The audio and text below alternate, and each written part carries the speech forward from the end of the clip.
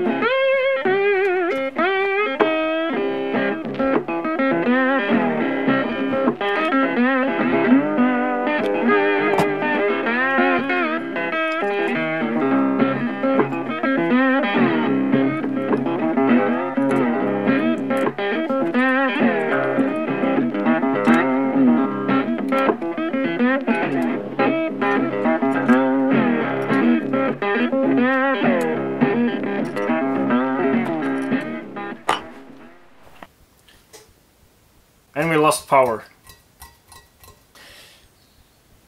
And it's back.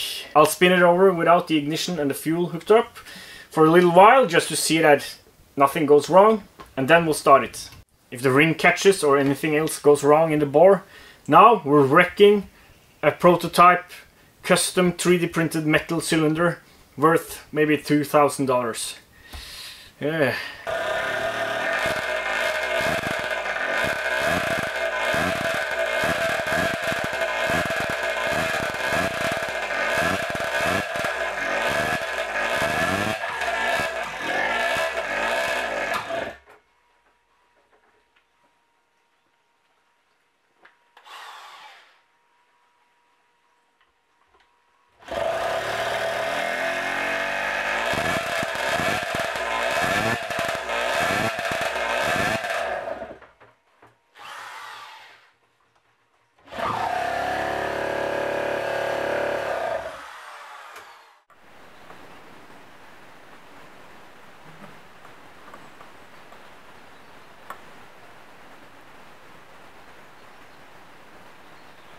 The ring broke. The cylinder is fine, thankfully. From how it's curled over, it looks like it caught the exhaust port floor. We're giving it another go with better chamfered ports.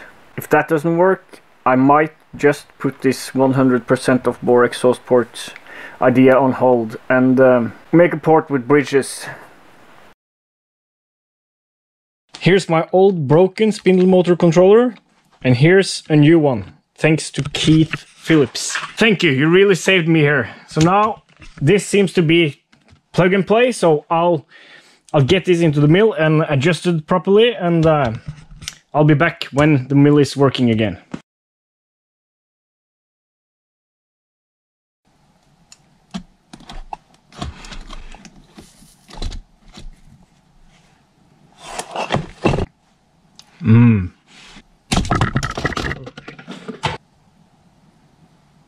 A huge thanks to Jim Locke at Sprint for I sent him a mail and for the fast and helpful replies, and he sent me schematics and the specs for this transformer and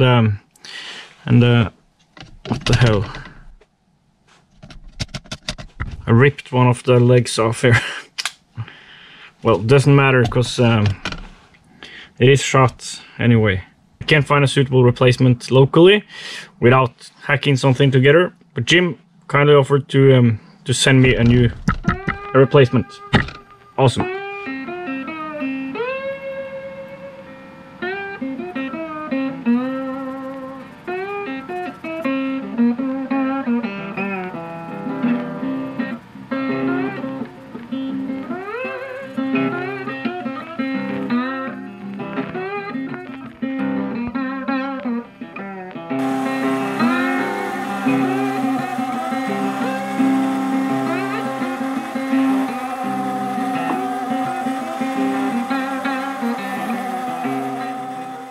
Chamfered the cylinder better, new ring. Let's see.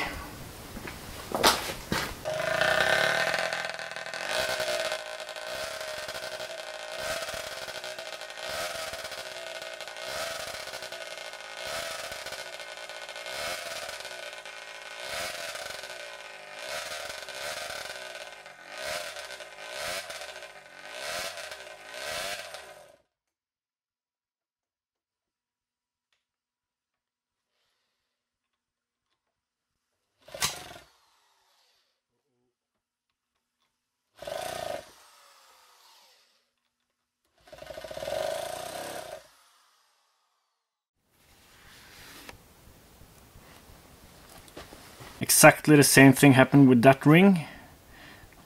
Here's the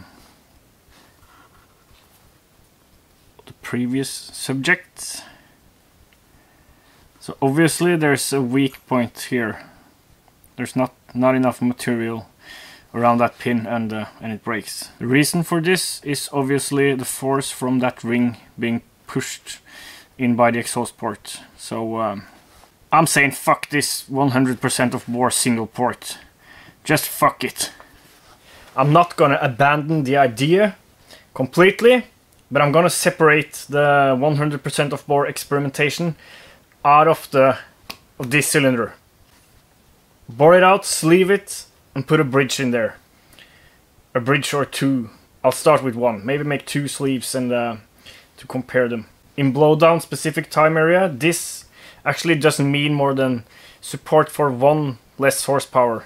I've got plans for testing a lot of exhaust port related stuff. We'll put that 100% of bore into that stuff and get this engine running. It's been 3 years now. Yeah, we're not abandoning the pistons though, we're running them with normal rings. There's a few more advantages of these pistons apart from the captive ring.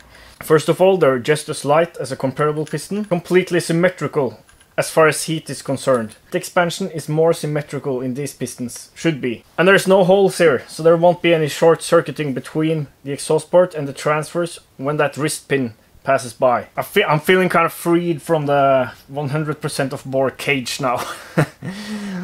You can't let things become a cage. At least I can't. I hate cages. Let me grab my computer and I'll show you the sleeve I've designed.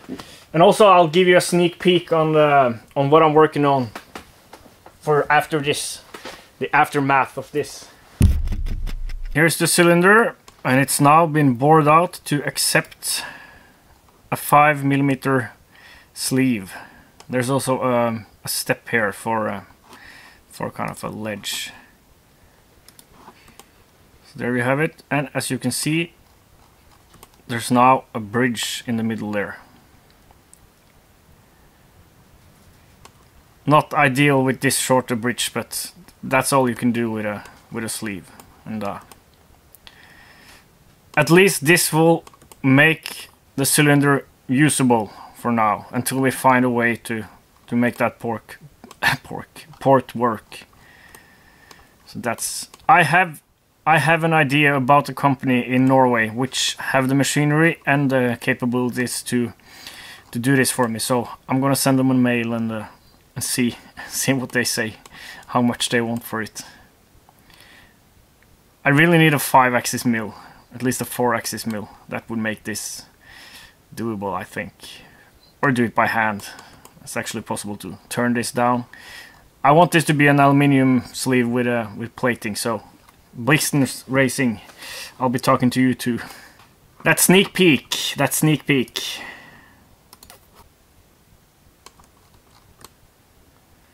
I'll give you a hint, there's supposed to be a supercharger involved here. And these are rotary valves. This is just a sketch, by the way. It's not a final design, and it's just to like see how things will work together. It's made to fit my existing head. And the same crank. Still 50cc. Okay, thanks for watching. Can't wait to play with an actual running engine again. It's been a while now. Clyde Labonte, that's probably pronounced incorrectly. Thank you for... he sent me the 1987 rulebook from Bonneville and a CD of with pictures of cars at Bonneville that year. I need to find a CD player. Kind of funny how CD players are not around anymore. But anyway, thank you. It's a really interesting and really cool piece to own. So thank you. And again, thank you Mark for making the pistons. Thank you Emot Racing for the plating. Thank you Proto Labs for printing the cylinder. Thank you everybody. Thank you. A special thanks to everybody supporting me on Patreon. Thank you for watching. Thank you for supporting me. Just thank you. See you next time. If you saw the video about this thing, well, have you guessed what it's going into yet?